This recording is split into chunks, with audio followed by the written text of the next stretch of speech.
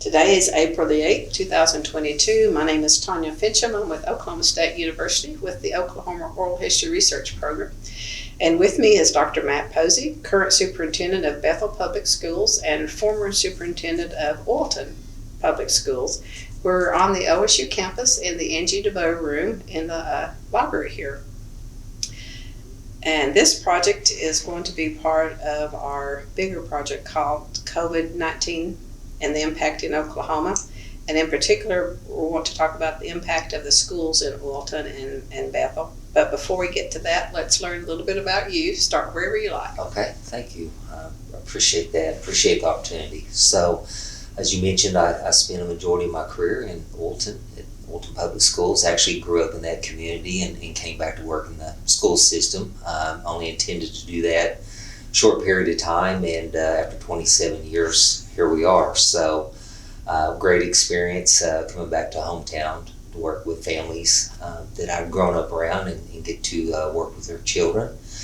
Started off as a classroom teacher at Oilton and served in just about every capacity imaginable, from classroom teacher, coach, building level principal, all the way up to superintendent. So 27 years in the district, 15 of those was superintendent, several as building principal, and short majority of time, 3 years full-time in the classroom, and then continued to teach while serving as administrator as well, part of the day. So still staying in contact with kids.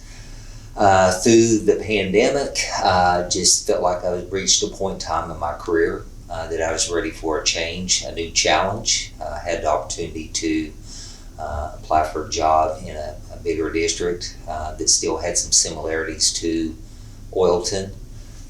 So applied for that and was given the opportunity to work there as superintendent, just completing my first year at Bethel as their superintendent, and have enjoyed every minute of it up to this point.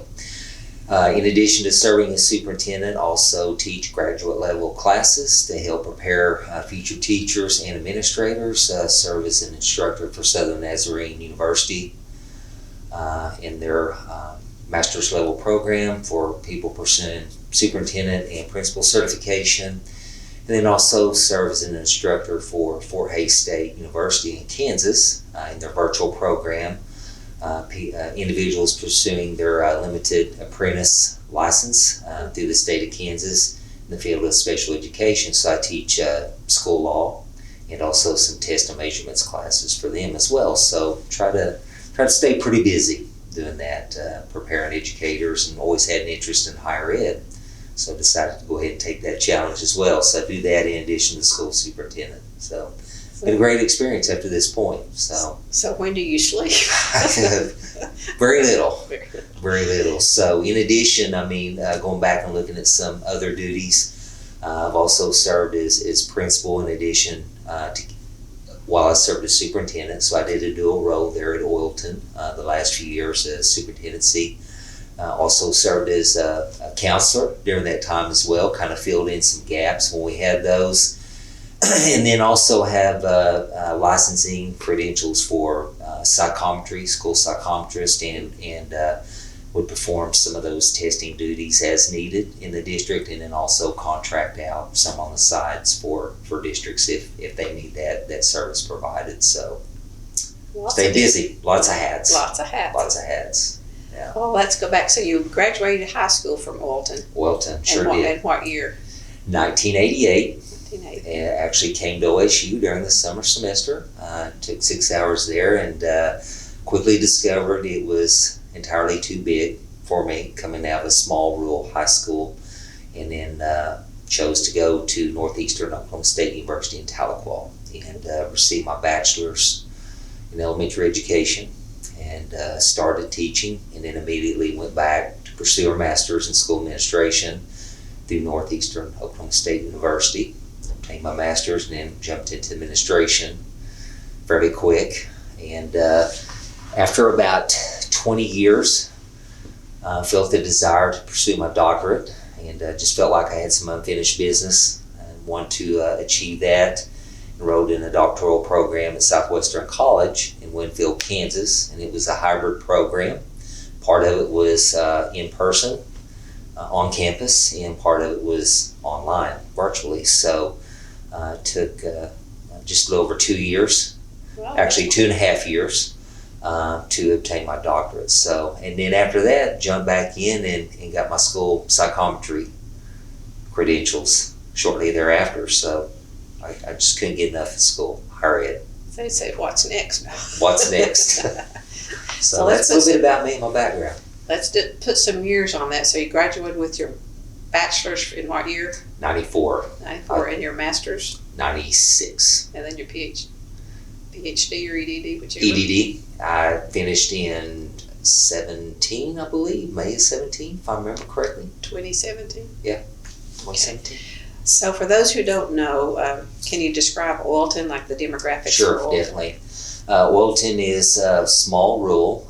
In Oklahoma standards, we're always on the line between Class A and Class B, depending on our enrollment. It fluctuated, so we always remained in those two classifications. Very rural. To give you an idea, poverty level is extremely high. Our free and reduced lunch count was 100%. All students in the district, from the time I was pretty much at Oilton until the time I left, not a single student paid for a meal in the district. So poverty level is very high. Majority of our parents worked in industry, and at Webco Industries in Sand Springs. Did have a few here in Stillwater, working in some various industries. Did also have a lot of our parents that were on disability for various reasons. So we did have a lot of parents that never left the home to go to a job during the day. So as I mentioned, poverty was very high in the district, very low income. So those were the types of students that we were working with pretty much the entire time I was employed at Oilton. And about how many were per class, like an average class Per size? class, a majority, I would say a high percentage of my time at Oilton, the 27 years, we would average anywhere, a senior graduating class, the average was 22 to 27, although there were some of the years where we had some small graduating classes. We've had as few as 12 in a senior class and as many as 30. So, but the average, 22 to 26. And how have the extracurricular activities gone? Extracurricular, small schools, we would run through cycles. We would have some kids come through where we were very competitive, and then we would have the lean years where we didn't have a lot of talent or a lot of students that participated. So we were a non-football school, so we had fall baseball and spring baseball, and then of course softball for girls, and basketball and track and cross country. So we were somewhat limited in extracurricular offerings compared to some of the larger schools around us. So you back up a little bit again on your master's was in elementary. At what were you going to teach? I actually I taught. My first job was self-contained 4th grade, and then I moved up and had self-contained 5th grade. And then I moved into administration after 3 years, full years in the classroom, as elementary and middle school principal. And I had pre-K through 8. And during that time, serving as principal, I always tried to schedule myself to teach at least 1 hour a day, primarily in the middle school, just to maintain that interaction and contact with students. And then even after I transitioned over as superintendent, I still would try to schedule myself for at least an hour in the day in the classroom. Started a leadership academy in the high school, and so I would teach those leadership classes so I could maintain that contact with our students. And then right before I left, the year prior to leaving Oilton, implemented a STEM program for high school juniors and seniors with an emphasis on aviation. And so our emphasis in that program as part of the aviation was unmanned aircraft. So I implemented a drone program for students in the district just to give them kind of some options looking ahead for future careers, maybe in the aviation industry. So I bet they enjoyed that. They enjoyed that, yes. We got to really, do some really neat projects with that. Okay, so is it K through 12 all in one building, or we have separate buildings? Pre-K through 12, or I'm sorry, pre-K through 8 was in one building at Oilton. On one side of the street. We had a central campus, so pre-K through 8 on one side of the street, 9 through 12 high school on the opposite side. So it was a small central campus. Okay. And then they're the Panthers. They're the Panthers. Black and white. Yes, there you go, black and white. Okay. So we'll speed up a little bit to March 2020. Yes. Good old COVID. COVID hit. Yeah. So. And Stent does his safer at home. Sure. So as COVID hit, I can remember going into it and starting to hear updates, communication from directors of our county and regional health departments, trying to update school personnel about this new virus that's coming out. It's COVID. And honestly, in the early stages of it, I thought in the back of my mind, oh, this is not going to be a big deal, and we were more or less, we weren't summoned, but we were asked to attend a special meeting that the county health department director was going to have for school personnel and emergency responders, police, anybody they could get to come to this meeting. It was on a Wednesday, about 4 o'clock, in Sapulpa, the county seat. And so we go and they're telling us the severity of this virus, this new virus that's spreading, and the ramifications that it has on individual health. And still at that time, I really didn't think it was going to be as big of a deal as what they were making it out to sound. Well, coincidentally, leaving that meeting within about an hour drive back home, the NBA shut down. Within that hour of leaving that meeting, President implemented a travel ban. And there was one other major announcement, it's slipping my mind, but there were 3 major things that happened within that hour that drastically affected not only us locally or at the state level, but nationally. So I quickly realized it was serious, quickly. And then we started having meetings with the state superintendent, kind of advising us of COVID and what this was possibly going to look like as Superintendent Hoffmeister was getting information from health officials at the state level, and we would start meeting frequently, like daily, every other day, having Zoom meetings with State Superintendent Hoffmeister, updating school superintendents, and also from our county health directors. And as we're approaching spring break, it just seems like it's starting to intensify, and it's just, fear of the unknown. It's new and not knowing what to expect. And during spring break, continue to have Zoom meetings with school officials to update us about, hey, the numbers, it's in Oklahoma and it's starting to spread. And we're meeting at the state level to try to determine what school's going to look like. And so they're coming off spring break. Here we are, we have a school shutdown. And so essentially we're trying to plan and navigate through this and plan how we're going to provide services.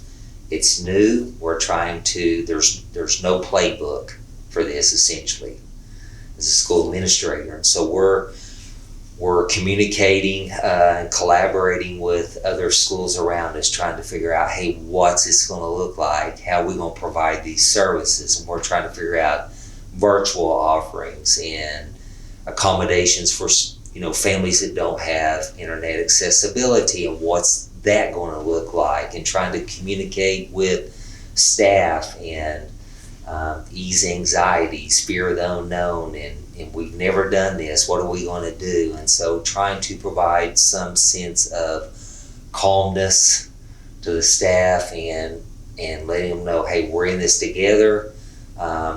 It's new for everybody. Remember, there's no playbook. We're writing the playbook as we speak. And we're learning as we go. And what I always try to emphasize with our staff at Oilton is we were leading them through this new uncharted territory. Is essentially, when it comes down to it, the worst thing we can do is to do nothing. Just trying to do the best we can and provide some service for our students and as much support as I could as superintendent, and for our building principals, as much support as we can to our staff and our students. That was our focus, and trying to take care of kids. And then what are we going to do to make sure they're provided for at home for meals? A lot of our kids, the only meal they get, unfortunately, is what they got at school. And so here we are. What was your answer for that? We're planning food service now, and how we're going to do that, communicating with the Child Nutrition Department at the State Department of Education, and following their guidance on what we can do. And so it was new for everyone, essentially, that spring when it hit. And so definitely very tremendous, incredible learning experience looking back on it now. That wasn't so much fun then, but looking back on it now and seeing just kind of how we navigated through it. And so here we are, COVID becomes the new norm all of a sudden. At that time, we were starting to have cases in Oklahoma. And when we're running 20, 30 cases in Oklahoma and starting to get our weekly counts that the state health departments and of course the media starts updating weekly and daily, hey, our daily count in Oklahoma is this. And at that time when it first started, we're thinking 30, 40 cases, this is the end of the world. Literally, we're thinking that's a lot. A lot of fear, not knowing how it's going to affect everyone. It essentially affected everyone differently. If you look back on it now, some people it affected respiratory, other people flu-like symptoms and short-term effects, other people long-term effects now, looking back on it. So here we are, communicating with teachers on a daily basis. I remember having Zoom meetings with staff daily, just trying to keep them motivated and advise them and express our expectations to them. This is what we need to do and kind of how we're going to do it, and reconvening each day to get feedback. All right, this is what I experienced. This is not working. What do we need to do? And so just trying to adjust. And the main message was just trying to let them know we've got to be flexible. We're going to be extremely flexible because this is new to everybody from the top down. So as we get started, fear of the unknown and what COVID's going to do. We're into it about a month. Spring break, here we are, late April. And then as a leader, I'm diagnosed. I test positive for COVID. So, letting staff know and myself trying to navigate through it, how's it going to affect me? We don't have a vaccine. We're just don't know. Try to find the advisement of your doctor. Here you are. I had no symptom. Visible symptom. The only symptoms I had, and I honestly thought it was a sinus infection. I lost my taste and smell. Didn't think anything about it. Said something to my wife at dinner one night. She panics. I found myself in the doctor's office the next day. At that time, testing was a little bit different. They did the nasal swab, and they also did the saliva test at that time, which really don't do that now at this time. So quickly got a call within 24 hours I tested positive. So I'm a runner. I'm running 5 miles a day, still doing it. No respiratory problems other than taste and smell. get through it. Basically, I'm quarantined at that time. Here we are, 14 days initially is what we were being told, with how I tested, and then having to go back 2 weeks later. They did blood work to see if I had antibodies, and by the time I'm essentially cleared, I'm locked down and quarantined 17 days until I find out, hey, you've got antibodies, you're good, basically you're good to go. This is in the early stages. Of course, over time, CDC, they changed quarantine links, and so a lot's changed. So we go into the summer, we finish up that school year, do the best we can. Of course, a lot of firsts, really no graduations, no proms, everything's just shut down. And here we are trying to navigate through the summer, trying to figure out what school's going to look like in the fall, coming back. Make adjustments to distance learning. How can we improve? How can we change things to make this easier for teachers, get students used to it? We come back in, start the school year. We have quarantine guidelines, and that's a challenge in itself. Contact tracing, quarantining students, keeping up with that, seating charts so we can go in and contact trace, reporting to the health department, reporting to the State Department of Education. We have a reporting system that we have to go in and log that in. We have to notify health department officials. So here we are as administrators, we're spending more time contact tracing, notifying parents, and as a superintendent, you find yourself doing all these duties and you can't even do your job as an administrator because you're contact tracing and notifying parents and quarantining kids and making sure, distance learning is taken care of for those kids, or hard copy packets if they don't have internet.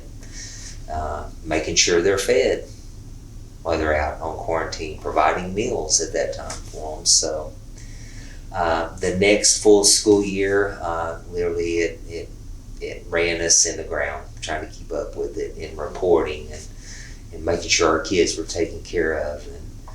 And then also the challenge of trying to determine how many kids need to be quarantined before we need to go full-blown distance learning at that grade level or that building level or district-wide, and making adjustments to our transportation and making sure that we have kids that are socially distanced on buses and to keep from spreading the virus, and socially distancing in our classrooms and what's that, how we gonna maintain that.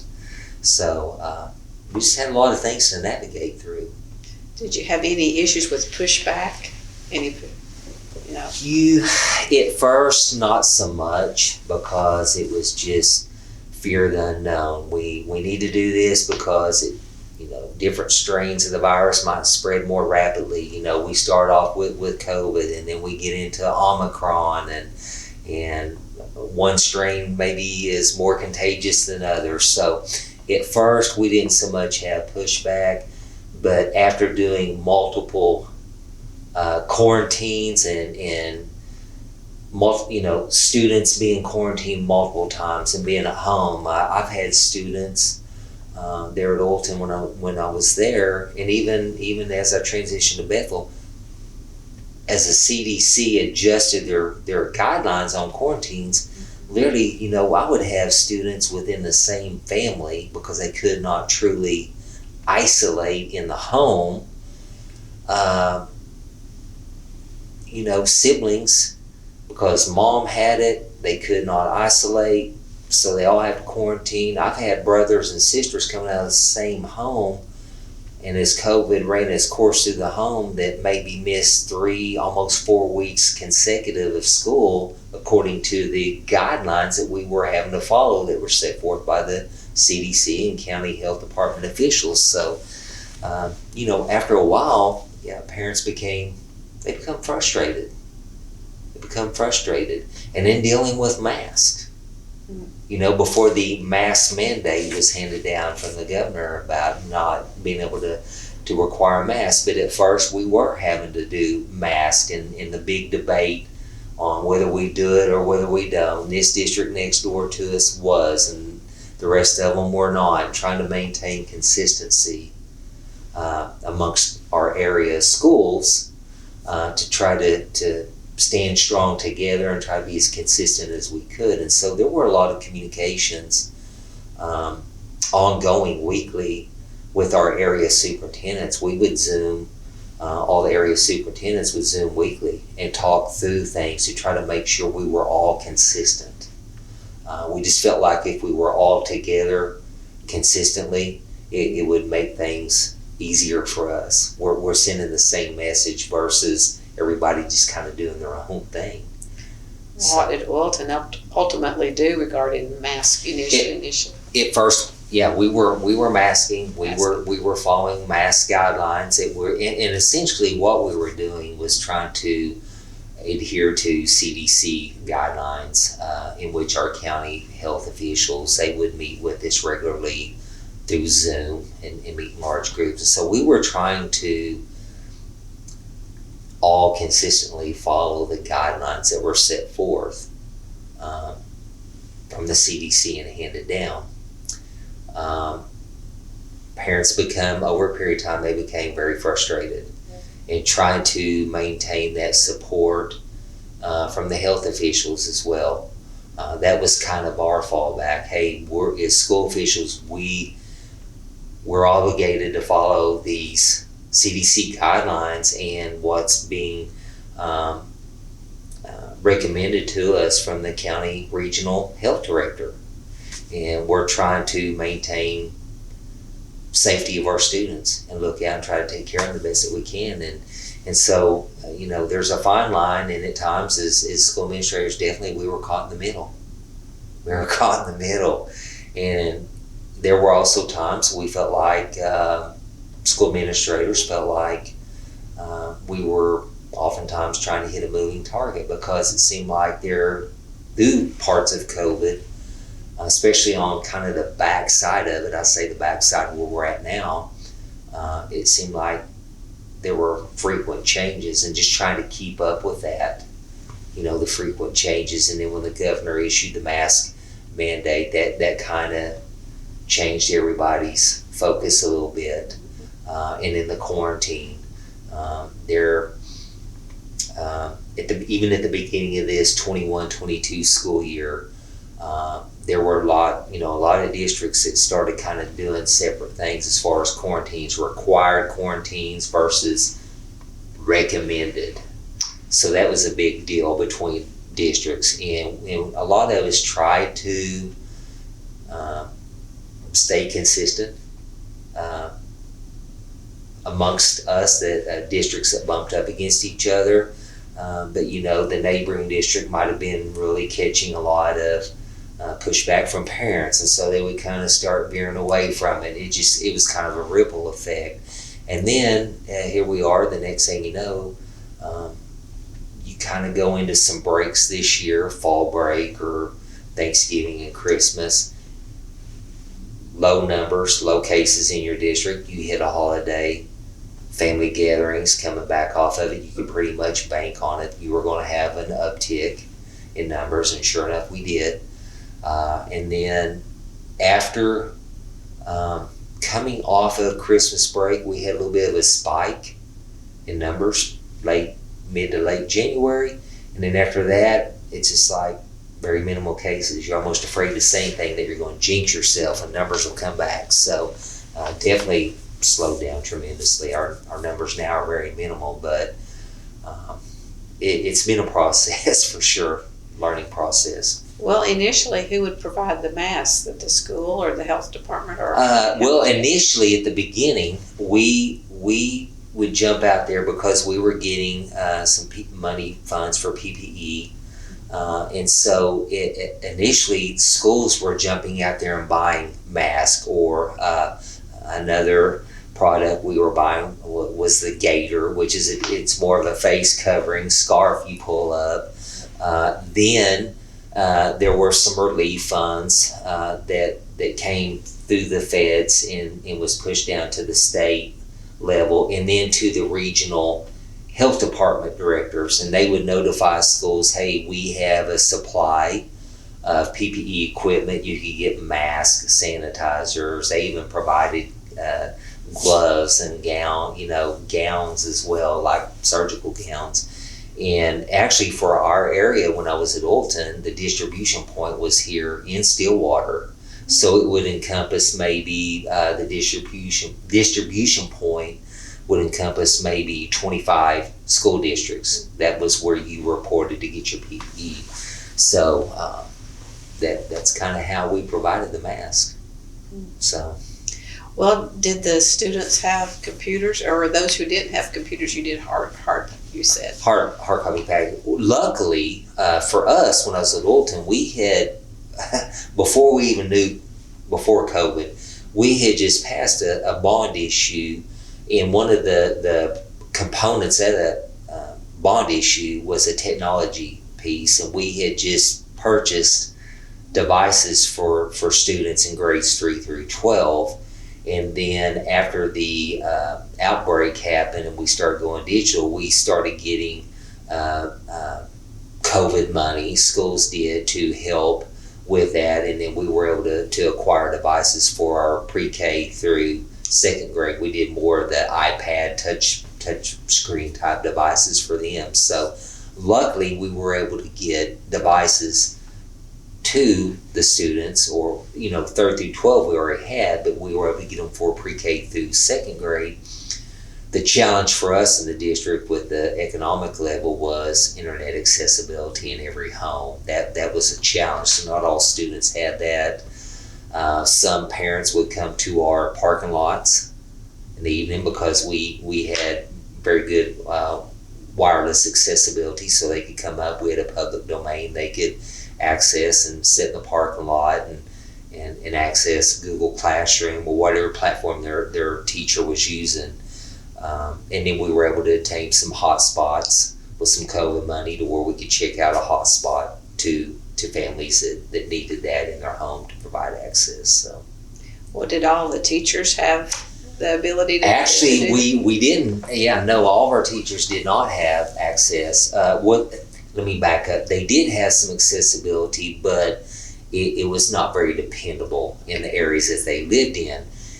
And so we would have to make arrangements for, that teacher at first when school first shut down coming off spring break, there for several weeks. They didn't want any staff members really in our buildings other than what they would deem as necessary staff for the operations of school. So essentially you had your business office people to continue payroll, taking care of vendors, and then maintenance personnel for facility upkeep. And so we went for several weeks where we didn't have any staff members there. So it was a challenge for those teachers that didn't have that accessibility. They may have to come up and sit in the parking lot where they could get Wi-Fi. Then after we kind of got past that stage, we would schedule them to come in where they could use their classroom for internet to provide that service for their kids, to make sure their virtual platforms were updated, and then also preparing paper packets for those parents and those students. And did the students respond okay with it? I mean, were they motivated? And at first they did, because it was something new, kind of a change. But the honeymoon period, all that quickly ended. so it was a struggle. It was a struggle to get work back, whether it was pencil paper packets or whether it was getting any type of response virtually. And that was pretty much widespread. That was not just limited to lower elementary, upper elementary, middle school, or high school. It's pretty much widespread across the board. And we found that to be true even after the statewide shutdown, and when we would come back that following year and have to dismiss or go virtual, quarantine an entire class, or a grade level, or a building. we went into it with the anticipation that our response to work assignments and returning those was probably going to be pretty minimal, and it rang true. That was our experience through virtual. So students missed out a lot of instruction. We see, students now, it's very evident that they have a loss of skills. And so your younger kids that you have did not acquire the necessary skill set that they needed at pre-K and kindergarten and even first grade. So if you look at how this all happened with the shutdown, essentially right now today, I've got first graders in our building and even some second graders that this is their first full year experiencing brick and mortar instruction in classroom because school shut down, pre-K, some opted to do virtual coming off of the school shutdown. Parents fear the unknown. If their kid was going to be entering kindergarten, some of the parents, a lot of them uneasy about kids coming into that school setting, and COVID was still a lot of unknowns. It was still spreading, and we would have peaks and valleys. And so a lot of the lower elementary parents, early childhood grade levels, they would opt to go virtual. And, personally to me, virtual instruction for early childhood age children is not good at all. And we're seeing that now. We're seeing it. Once we have them in a brick and mortar setting, they are lacking the skill set that they need. And so they're behind. They're behind socially and they're behind academically. And how do you catch up with that? I don't know. Just trying to provide supplemental services. When I say supplemental services, now that we have ESSER money, schools, a lot of us have, we had to budget 20% of those funds for remediation type services. So a lot of us as school administrators were providing after school programs right now for purpose of remediating, trying to catch up some of those skills. We're going into this first full summer after having received those ESSER monies to where a lot of schools across the state are going to be having summer programs during the month of June for the purpose of trying to remediate those students who are, definitely lacking those skill sets that they missed out on during COVID and school shutdown and quarantine. So. Well, does that include graduating seniors? You need to worry about that set too. We do, and various districts at the secondary level, at the high school, that looks a little bit different there. I think, I know we are at Bethel.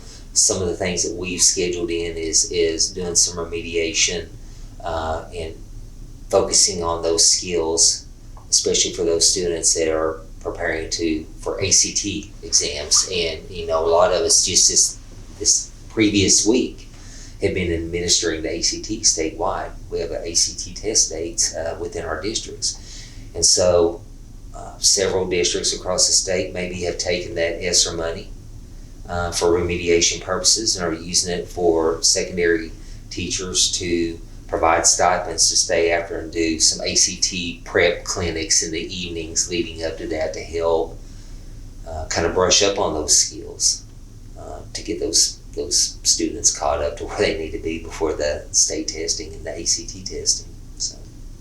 Okay, then before we move much further, let's describe Bethel since we've got Oilton Sure. demographics. Tell us about. Yeah, so it's a little bit bigger. It is a little bit much. bigger. So Bethel's unique. I always tell everyone it's a unique district. It is a larger district. So I went from a Class B, Class A school with pre-K through 12 having right at 300 students in the district to Bethel Public Schools on the edge of Shawnee, Oklahoma, they're 3A, and so we are our count's like 1193, 1195, so just shy of 1,200 students. But the community is unique in the aspect of there's really not a town of Bethel. It is a community rural, so there's no businesses really per se there other than a quick trip and a daycare right there. And then you have the school campus, central campus. You have all your school sites on one campus that encompasses 100 acres is what it is. It's just all right there. Multiple sites, have a lower elementary, an upper elementary, a middle school, and a high school. Then we have an alternative education setting as well, and so everything's right there on that campus. Very rural. You have I almost say a big variety as far as demographics. So you have definitely some low income, and then you have your some higher income level families, and then you have kind of your in between. So you have a wide range. The challenge or the difference, I guess, that makes it unique is it is a district that is starting to grow rapidly. You have a lot of people moving out of Oklahoma City, coming out to that area. It's a medium-sized school district, far enough outside the city, but yet still has that nice rural feel to it, country rural feel. Still able to offer a lot of programs that bigger schools around the Oklahoma City metro can offer, but yet we still have that rural atmosphere, that country school feeling to it. But a lot of development in the area right now. Have development on the west side of Shawnee Lake, which is our district, our Bethel School District. New development projected to have 150 homes being built in that development that are being sold. That's one development. The second development is approximately 2.5 miles south of our campus, projected to have 25 to 30 homes in it. And then there is a development that is starting to clear the land, 165 acre tract that they went in and split into 5 acre tracts to sell, to build homes on. So everything within the immediate township boundaries of Bethel acres, all the homes have to be on 5 acre tracts. So that's a unique part of it. Yeah. You get outside of the township boundaries, still the Bethel School District, they don't have to be on 5 acre tracts. So some of the developments out by the lake, that's how they're able to get 150 homes in addition. And maybe average what, two school-aged children per home? That's or something like that. That's what I base my projections on enrollment, looking at transportation and change, future growth coming in. So yeah, definitely. Well, has there been an issue with staffing, like keeping teachers? Staffing has been an issue. Just finding staff has been a challenge. We have some retirements this year. Have some that are getting out of the profession, going to do other things just after coming off of COVID and out of it, and just how education has changed during the 2 years of COVID, and the stress and added responsibilities of trying to teach virtually and in person and or provide pencil paper packets, just added work and stress and time. Some of them have just literally gotten burned out and decided, hey, it's time for me to get out and do something different. And so some are leaving the profession. Was that the same with Oilton, or would you probably wouldn't know at this point? I wouldn't know at this point as we're coming out of the pandemic if they are having any turnover at this time or retirements. We didn't have a lot of turnover in the Oilton district or a lot of retirements, through the course of time. Pretty steady. Pretty steady. Well, at Bethel, did the students have as many issues with technology access to? They did, and especially just trying to find out some of the past where they were at as I was transitioning in. There were some technology issues, and some buildings, grade levels maybe didn't have the technology or the devices compared to the secondary students, and so there were gaps there. Also gaps in providing technology in general, being able to have enough hotspots to check out to families. Then with it being just such a wide rural district, there are certain parts of our district where internet accessibility is not very good. The dependability of it's not good, so trying to make sure that you can provide those services to those students. And then with it being just spread out, I think there were also challenges of providing food service to them at that time. So, yeah, a lot of our students in the district are bused, are transported. So just trying to navigate through that, make sure that those students that live out in those rural areas were provided meals.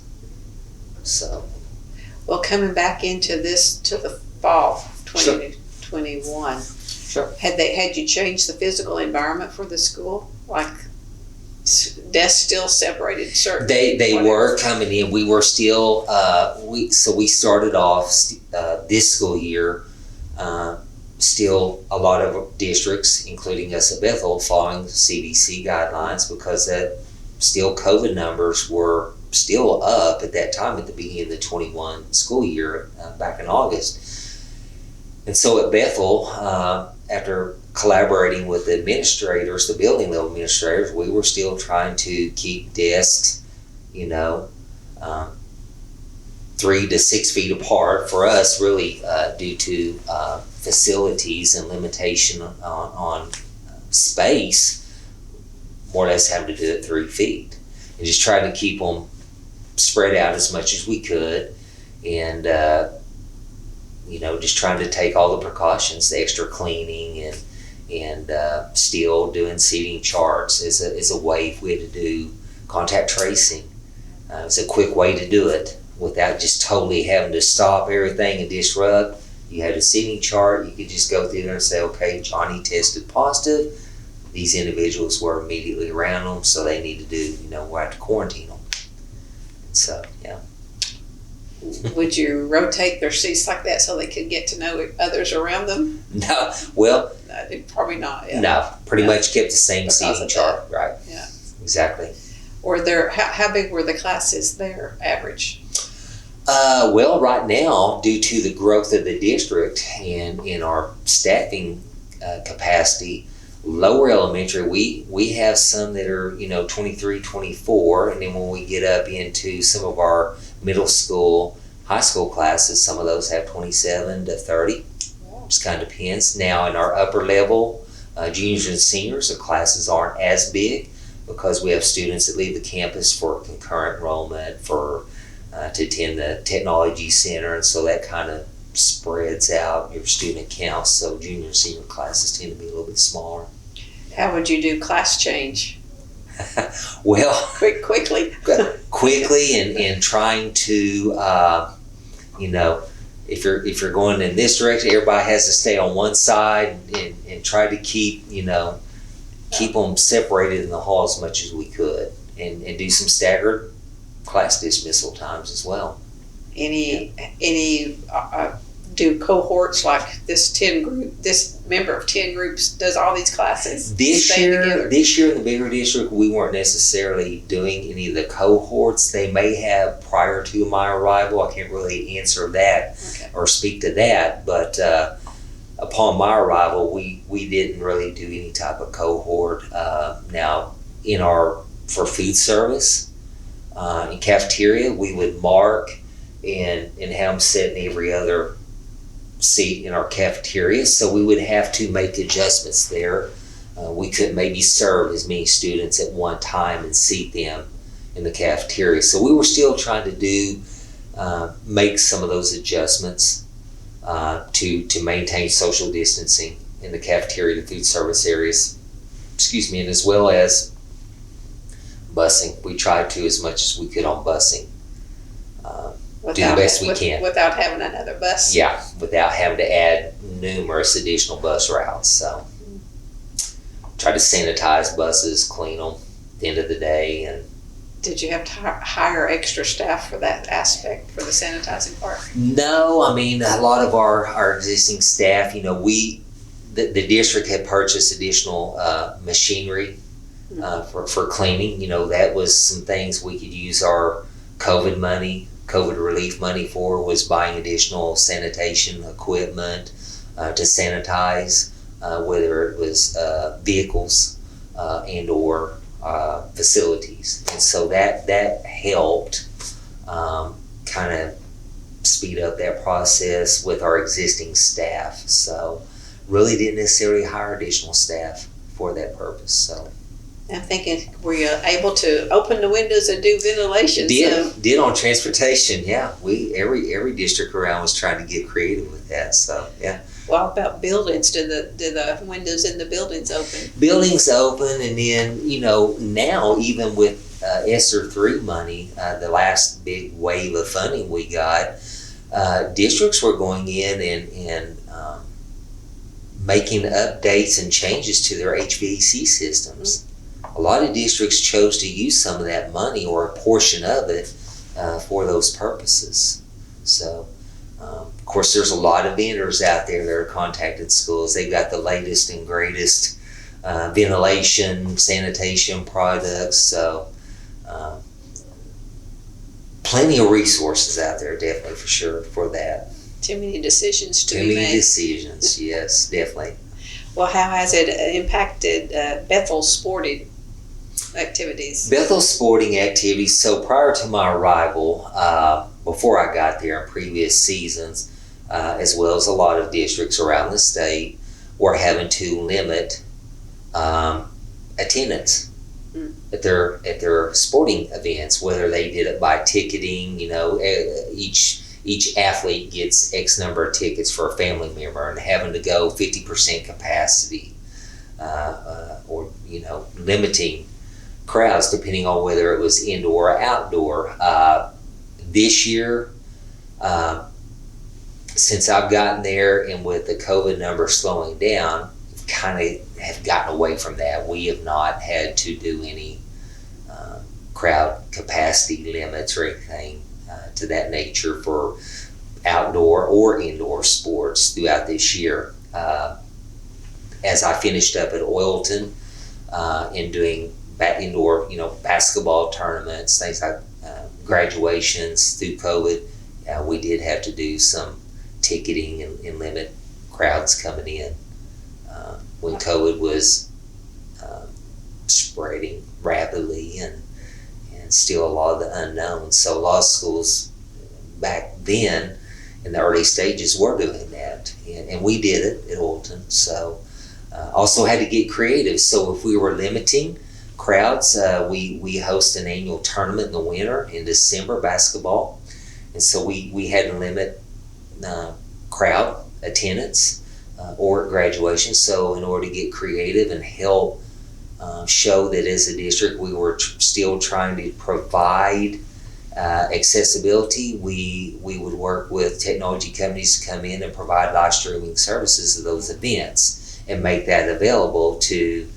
family members or patrons that weren't able to attend those events. They could still access it through live stream video. And so we kind of took those extra steps to provide that for our patrons or the schools, participating schools coming into our basketball tournaments, so their patrons could watch their kids participate in those events. So just lower attendance means lower revenue. Yeah, definitely. Yeah. Lower revenue. For us at Oilton, basketball was largest revenue source in our athletic department, and so when you're having to limit your crowd capacity for your tournament, which is your largest event of the year as far as revenue is concerned, you have to take those things into account, budgeting purposes, knowing early in the year, hey, we're going to have to limit crowds this year, so we're going to have to really adjust our athletic budgets. And then on the back side of it, coming off of your tournament, knowing you didn't have as much revenue, you have to take that into consideration planning ahead for finishing out the current year and planning the start of your new year for your athletic department as well. So yeah, a lot of things to take into consideration. So schools were greatly impacted through those extracurricular events when we were having to limit the crowds coming in, because it's a big source of revenue. Yeah, and then a little bit flip side of that, well, not quite flip side, is if the student was planning to use sports as their way to get to college. Sure. And there wasn't the ability,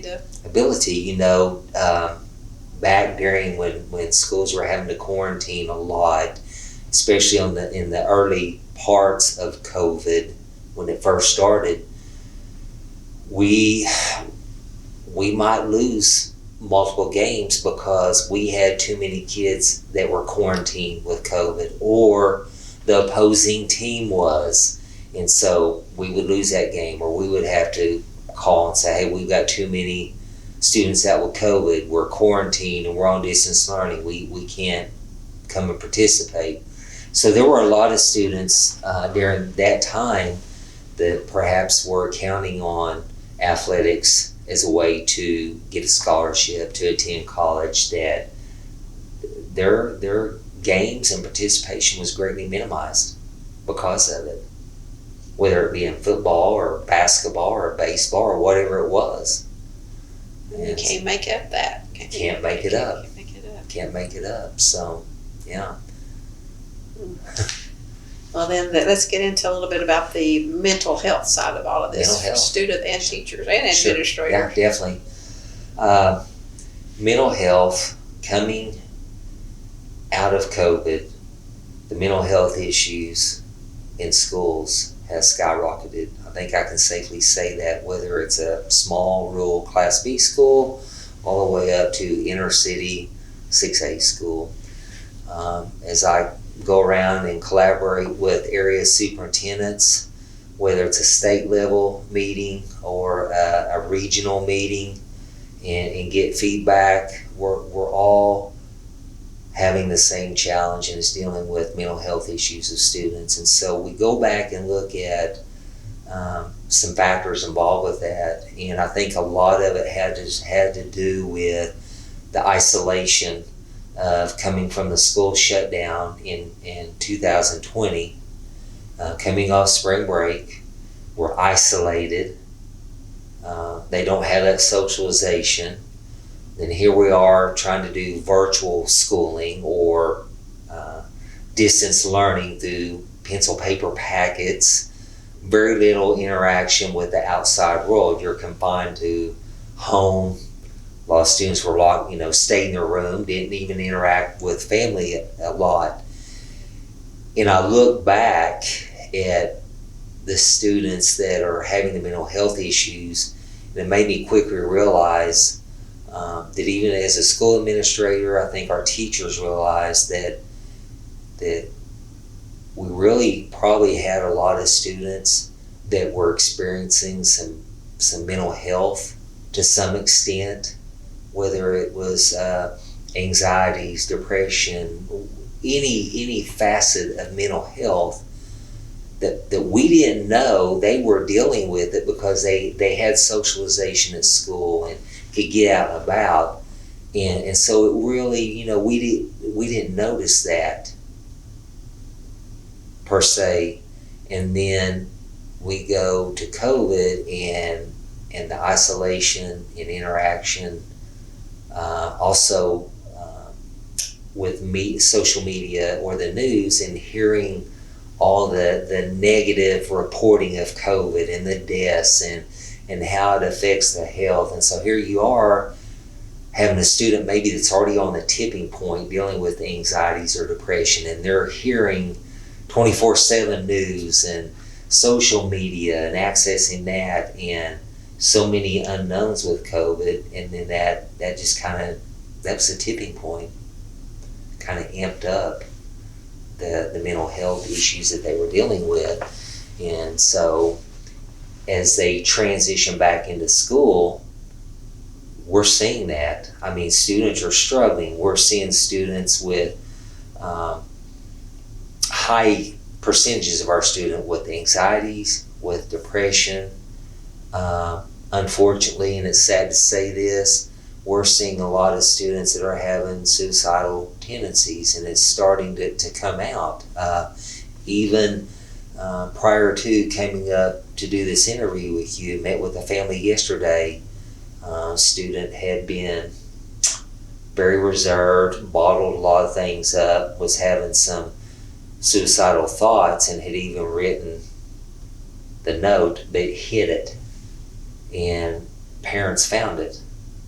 So the student had written the note 2.5, maybe almost 3 months ago, and they just discovered this in the students in their child's room.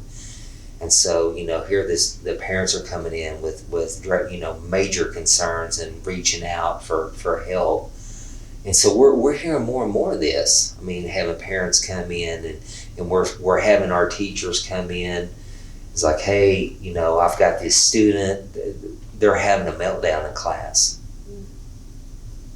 Just everything's compiling at once.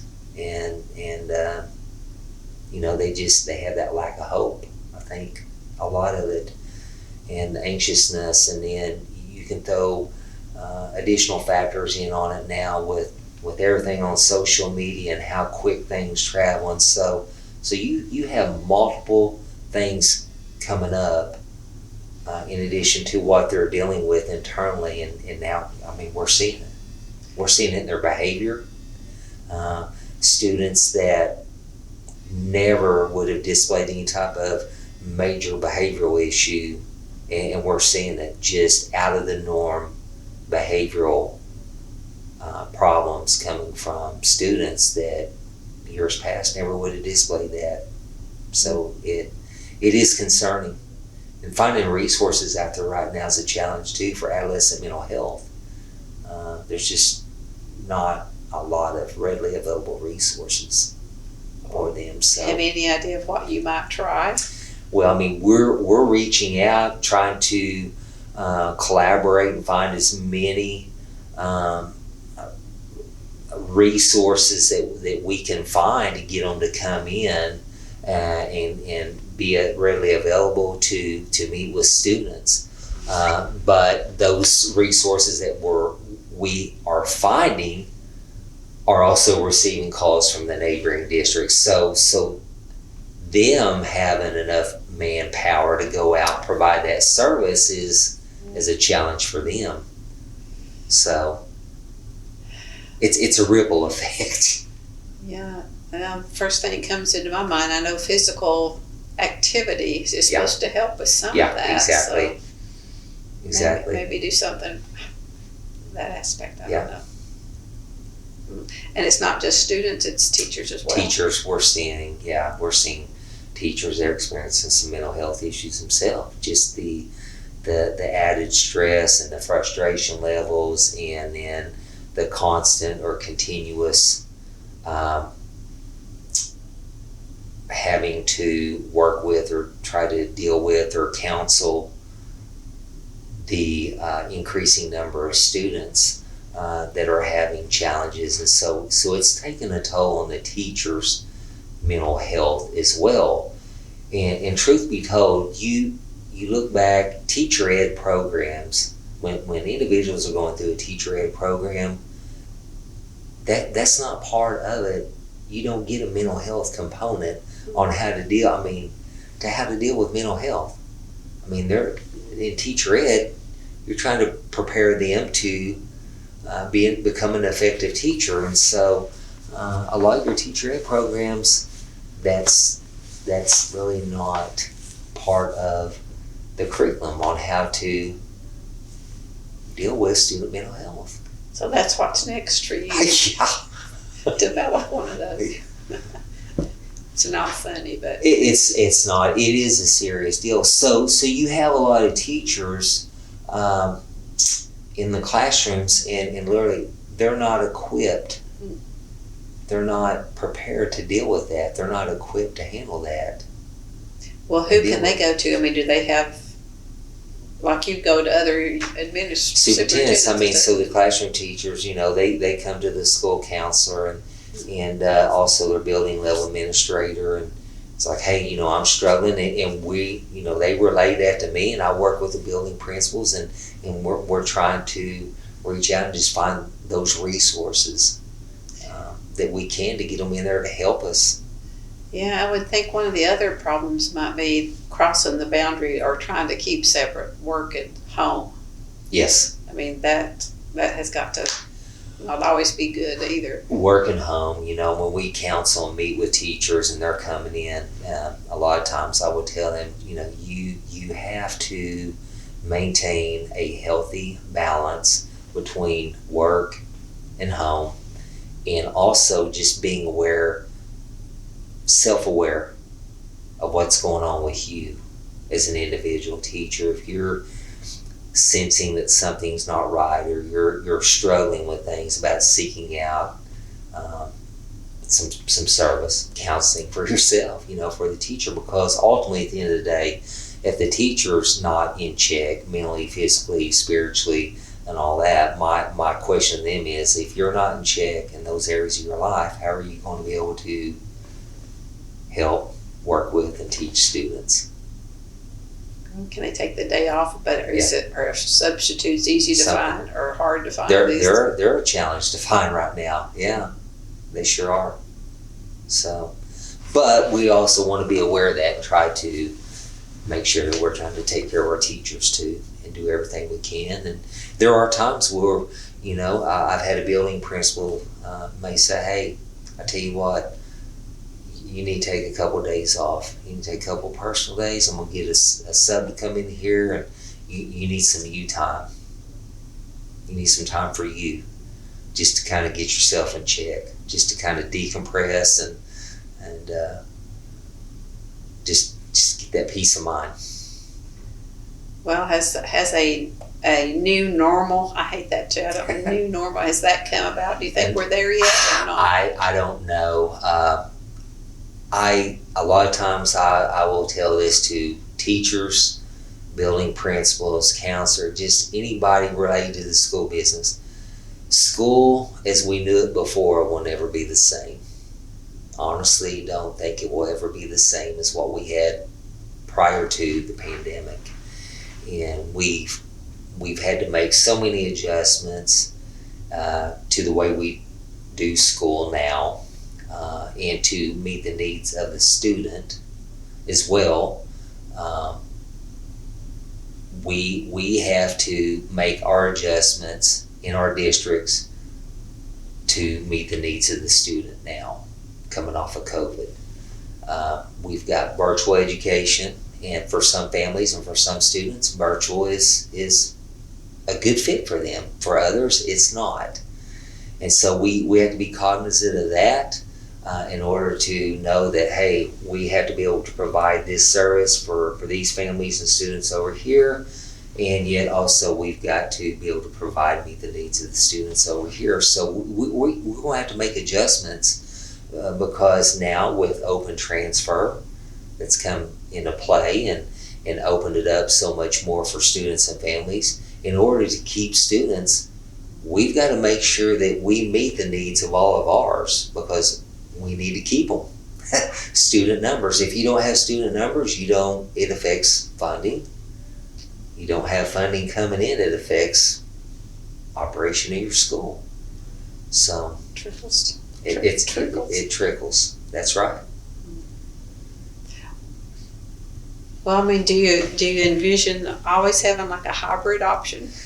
I envision us having hybrid, virtual, strictly virtual, hybrid, where you have some kids where they may be on campus part-time and off-campus just going the just remainder whatever. of time. Yep. And now you have so many students concurrent where their college classes a portion of the day maybe only need one class with us, and then they're doing an internship.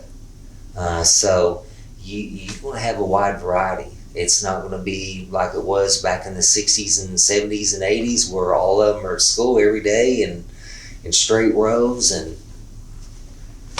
pencil and paper lecture. It's not like that anymore. I guess there's good things and bad things Yeah. about that. Yeah. I mean, there's been more negative. Can you think of some positives that have come out of this COVID? Coming out of this, I think probably one thing, it's going back and looking at the mental health and then the teachers having to realize that and deal with it. I think, one, it's caused us as educators, whether it's administrative side, classroom teacher, to realize now to start having more grace. Having grace with students and a little bit more understanding. Now that we're seeing the after effects and then knowing that maybe handful or more of these students had issues that weren't visible to us before, and now that it's coming out, learning how to have grace, learning how to be flexible, developing stronger relationships. I think through their interactions and trying to help those struggling students and seeing where they're at, I think is probably, I would say, safely say, for some teachers that maybe had not previously been developing strong relationships with those students, it's maybe changed their mindset a little bit now to where they're a lot more compassionate, a lot more understanding, and realize, hey, I need to get in and develop some stronger relationships with them and try to find out a little bit more about Johnny or a little bit more about Susie and what's going on at home, so I better understand as a teacher, as a principal, as a superintendent, how I can better work with that student, how I need to kind of handle them moving forward if a problem comes up. And once you understand that, once you have that relationship, you kind of know, hey, I need to approach that problem with that student in a different manner. I can still get the same result. I'm just having to go a little bit different path to get it, knowing that background, in order to keep that student in school, in order to keep them feeling safe and welcome, and then also keeping them in school, knowing that you care enough about them and that they'll stay in school and graduate and finish and won't just throw their hands up and quit. So I think overall it's changed the mindset of a lot of us on how we develop those relationships with those students, and just gaining a better understanding and just being flexible and having some grace when it comes to working with the family. And it's kind of keeping a balance between that and accountability, I guess. Exactly. For them and the teacher. Right, exactly. I mean, we still want to hold our students accountable. We still expect them to learn. But, may have to, again. It doesn't have to be strong-fisted. There you go. Right. There you go. That's right. I'm thinking too. Yeah, definitely. So maybe a few positives. Yeah. I can't, I don't know, I think, is there any particular grade you think has been impacted the most? Or is that even a fair question? For me personally and what I'm seeing in our district, where I'm at now, Bethel, I think probably right now the students that have been impacted the most would be our students at the middle school and the high school. And the reason I say that is that's where we are seeing the drastic behavioral changes coming off COVID, especially in students that really didn't display any negative behaviors prior to COVID. And that's definitely where we're seeing more of our mental health issues amongst our students is at the middle school and high school level, without a doubt. Now, changes in the elementary age kids, see some more immature socialization behaviors, and a lot of that is simply due to the fact that they missed out on pre-K and kindergarten and just learning how to function in a structured environment and learning routines and learning how to interact and get along with peers at the kindergarten and pre-K level. So that's probably the major change I see with our young students, is that we have a lot of them that missed out on those just basic foundations. And so we have more first, second graders with experiencing those issues, not having boundaries and not used to structure, and trying to instill that in them and get them caught up to just having those basic daily functions that's routine for them, so they can focus more on academics and basic, reading and math skills. So those teachers, like the second and third grade teachers, yeah, need an in-service day, I guess. There you go, to go back, this. because what they're finding themselves having to go back and just work on like a lot of just basic routine behaviors that are normally, under normal circumstances, learned when they're in pre-K and K. So, well, with all of your educational background, which classes are the hardest? I mean, which grades are the hardest? I've always thought that maybe 7th and 8th graders were the tipping point. I mean, those were really critical years. They are, and those under pre-COVID, I've always said middle school, under my experience and just, I guess, my mindset, it's probably been the most challenging ages to work with, 6th, 7th, and 8th, because they're at a point in time of their life. You have some, when you walk into a typical middle school or junior high level, you'll see just a wide variety of students. You're going to see some that you think literally belong in 3rd grade because of their size. They haven't physically matured. Then you're going to see some walk in the halls that look like they're junior and senior high school. So you have those extremes in physical just size, and then you also have maturity differences. You have some that aren't quite sure where they belong. They still have maybe the maturity level that they're still used to playing with toys. And then literally you have some in that building that probably have been out behind the building smoking cigarettes and maybe sneaking a beer, literally. So you have all that in one building, and they haven't found their place yet. So to me, that was always the most challenging age group to work with. Definitely, I would say right now in our district, that is where our biggest challenge is the middle school, as far as just behavioral changes. It's probably overall the biggest challenge, and then the high school is right behind it. So it would be kind of hard to find yourself virtually, I guess. Yes, virtually. Yeah, definitely. Mm-hmm. Definitely. And of course, those ages are that. I mean, their life evolves around social interaction. Junior high kids in high school. So, they missed out on a lot of it, and it's definitely very noticeable.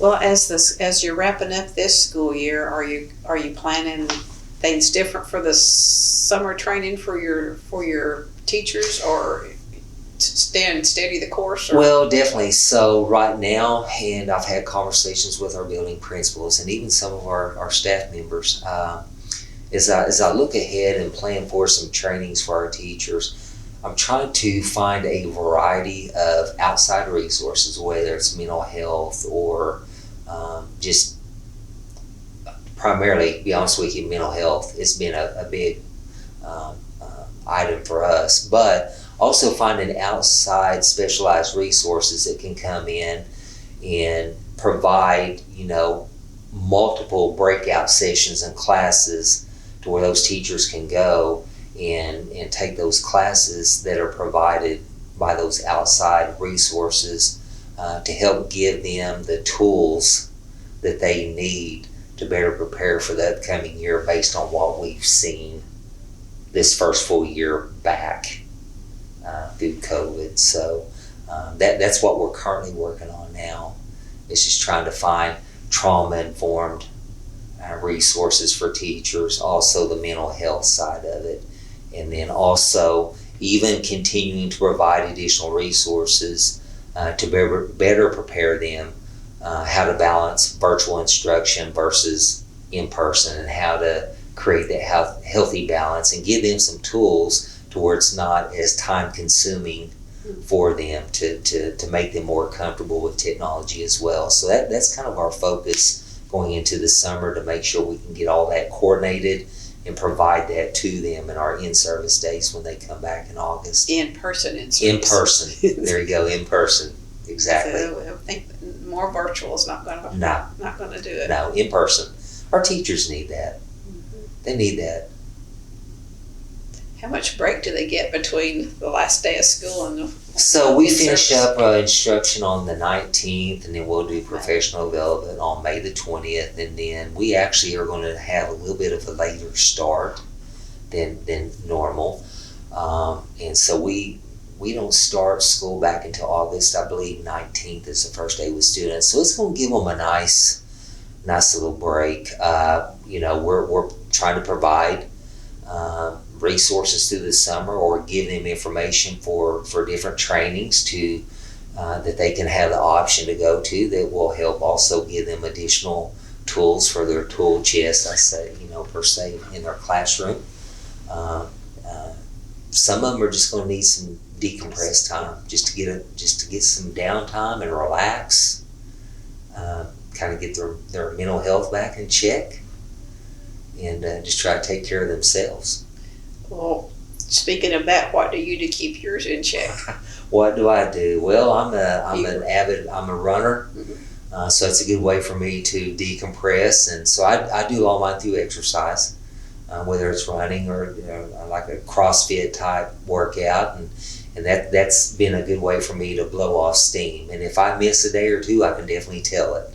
I find myself starting to veer a little bit, and I'm thinking, hey, I've got to get myself back in check here. And so most of mine's done through exercise. Yeah, definitely. Any lingering impact of COVID? Haven't had COVID? Lingering impact of COVID on myself personally, yes. Physically.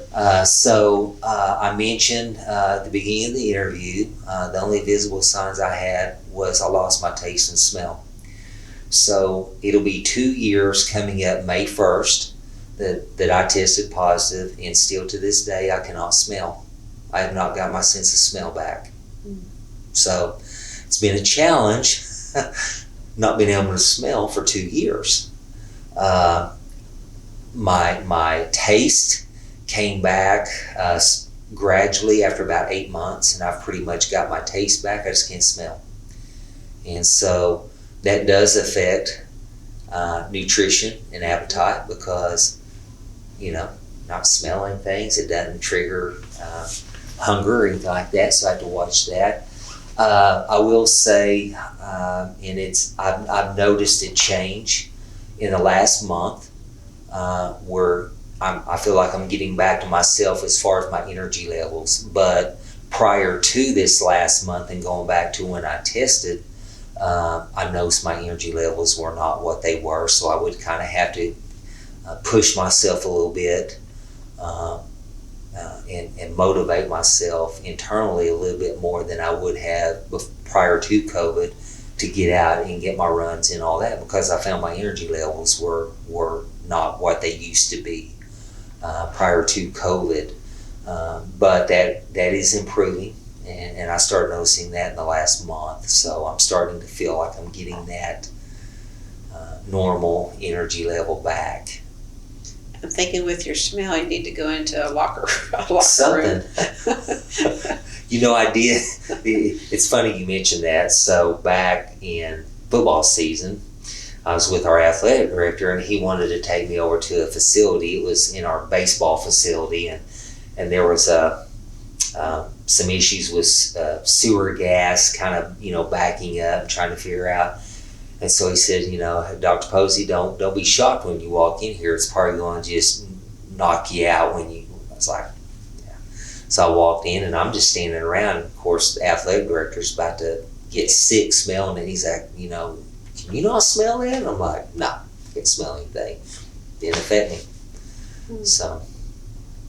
Well, have you noticed other changes in your community? Do you live like in a subdivision where you notice if there's changes like activity level or that sort of thing? I've noticed, when COVID first started in the neighborhood, hardly anybody was getting out. So, as time has, through COVID and time evolved, you see a lot more people getting out. Anytime you go anywhere publicly now, it seems like people are kind of starting to get back into the normal routine, because when you go to public places, whether it's Walmart, grocery store, whatever, it seems like it's always full. But in neighborhood, whether it's there in Bethel where I live, I don't see that it's slowed down much. To me, it just seems like it's picking up as time goes on. So. Well, did you learn to order groceries online? I did. Did you? Definitely, yeah. Yeah, so that's one thing my wife and I learned, that how to use online ordering for groceries at Walmart and how to pick up. So that's will you continue that? Yeah, we have continued to do that. Just, it's convenient. So that's grocery shopping online. So here you go. Education's different now. Now your personal life and grocery shopping's different. What about eating out? Eating out. So for the longest time, when COVID first started, we didn't go out to restaurants. We was doing everything at home.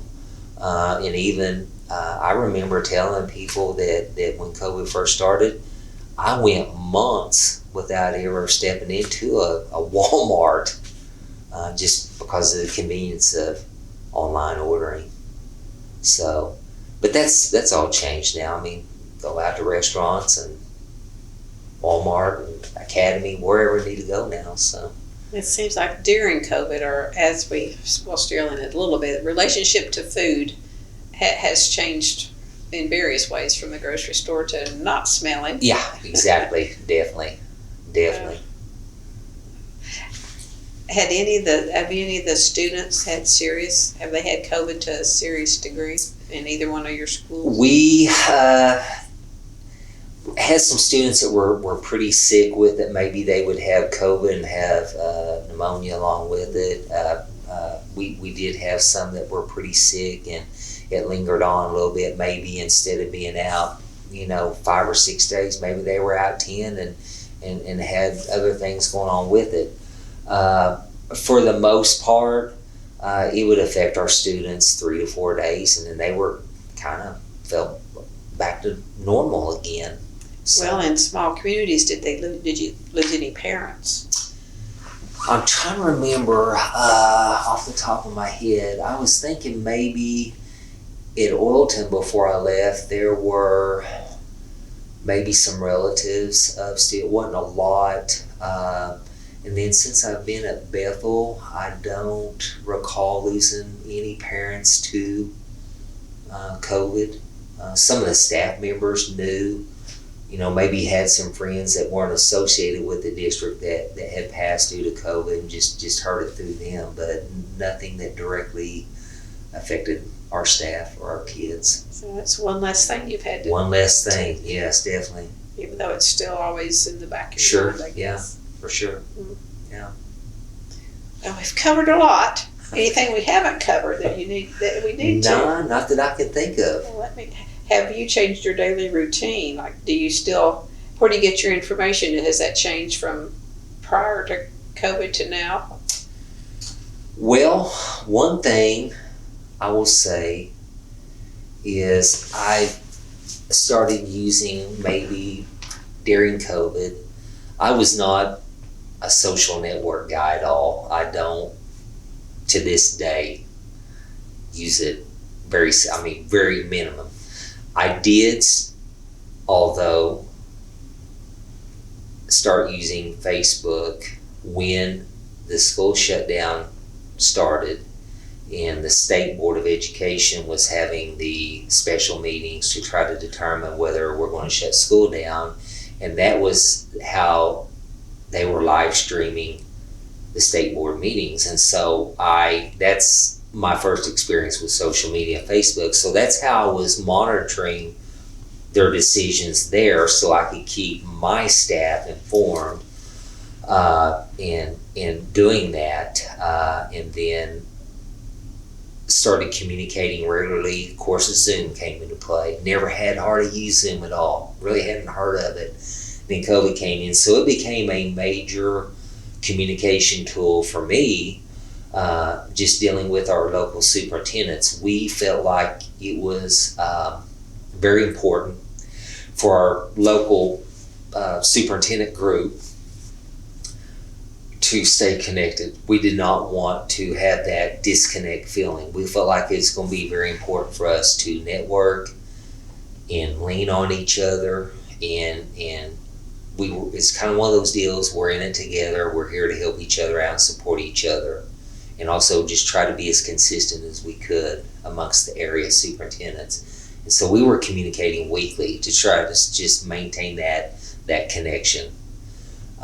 And so that became a regular routine, and still to this day, we do weekly meetings, statewide meetings even, part of a statewide administrative organization, and we do a weekly Zoom touch base. And we'll have anywhere from 185 to 215 superintendents on there at one time. Just talking through commonalities that we're seeing, whether it's Stillwater Public Schools, Bethel, or Oilton. So a lot of the same problems, same challenges that we're seeing. Maybe some solutions. There you go. So think of. more minds together. The more we have, the more solutions we can come up with. So those are new things as far as just communicating that we weren't doing before. So you look at that and almost feel like that our administrative group has gotten stronger because of that weekly connection through all of this, and just weathering the storm together, and trusting each other and relying on each other's strengths to share ideas and information to help each other out to get through it. As I mentioned earlier at the beginning of this interview, we started this literally. We were writing, I call it the playbook, as we went. Every step of the way, we were literally writing a playbook and learning how to do this and how to navigate it. Well, has someone actually been writing this? Well, I don't know if they've actually written a playbook, but that's just kind of the terminology.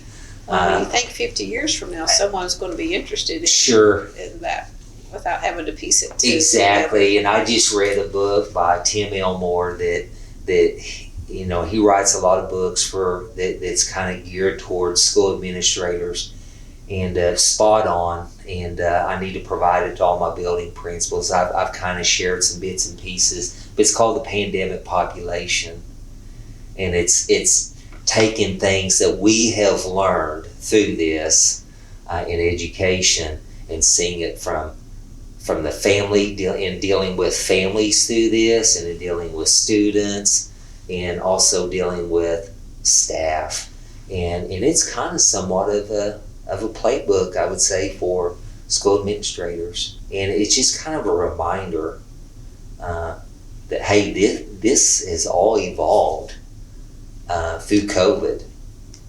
Now we're seeing this. Parents expect this after starting this whole pandemic. And so it's a great read. It's a short, quick read, and it's a great resource tool. So there is, I would say, somewhat of a playbook just through his book, but definitely, there could be a group of us go together, superintendents, and literally write one. So, or at least speak it.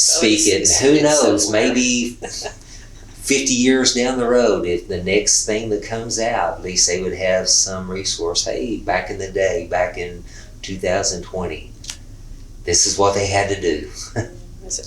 We're still doing this because of that. Still doing this because of the adjustments we made. It became almost, now it's expected in schools. And it goes back to what I said. Public education probably will never be the same after going through and dealing with COVID now. And do you think that, like, the live streaming sporting events for high school, at the high school level, will that ever not? I don't know if it would ever go away, because that's really gained a lot of momentum and traction. I can remember before COVID seeing vendors that provided that service, and I'm like, what would we do that for? Because in smaller communities, that's kind of the big attraction. I mean, everything evolves around small town rural basketball or small town rural football. Why in the world would we need to provide that for? Now, that business, that resource has grown tremendously. So just about anywhere you go, whether it's a small school, medium, or large school, they're streaming their games. It's just now kind of become the norm to live stream your games. If you're not, or your activities, if you're not, you're kind of behind the 8 ball now. Well, how does that impact your revenue, though? It really hadn't. It really hadn't. Yeah, it really hadn't. I mean, especially this year, I mean, just looking at football and basketball, I think so many people were just glad to get out of the house, socialize, go to the game like they were before, and be, just have that sense of community. They were just happy to be out. But you have some now. You might increase support because that service is there, and maybe you had some people in your community that were their immune systems were compromised and weren't coming before COVID because they didn't want to get out, or they just physically not able but wanted to be a part of. So it enables them to still keep up and be a part of your school's extracurricular activities. And if they're traveling, if you have parents that are travel for work, their kids in high school, especially if their kid's a senior and they're on a business trip and they don't want to miss their kid's game that night, it's their senior year, they can log on and watch it through live streaming. I'm thinking of grandparents out of it. There you go. Grandparents out of state and uncles out of state. So coming out of that, you could actually increase some support and connectivity where you weren't able to really do it before because it wasn't really needed. So, yeah. Okay, and then since you were in administration, you probably didn't switch work from building to home much. You probably went into the building as much as you... Yeah, so at first I was actually, working at home a lot, especially when I had tested and then positive. And then even after testing positive, if you look at the guidelines, they say, well, if you've been in close contact with a positive and it's been 90 days since you had COVID, you technically need to quarantine again. So there at Oilton last year, because I was more than 90 days past my positive test date, and it was before the COVID vaccinations came out.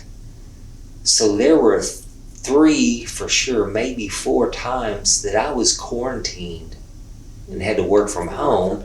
Being in a small school, still teaching a class and being directly involved with students and coming in close contact, I would get caught up in a quarantine and I'd have to quarantine.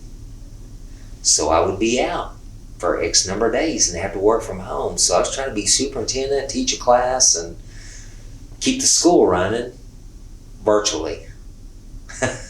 So it definitely was a challenge, but due to technology and having accessibility to software, financial software as a superintendent, and being able to access all that, could do it, and still oversee the daily operations of the school, and then provide curriculum online for students that I had in my aviation class. So it was doable, but it was a challenge.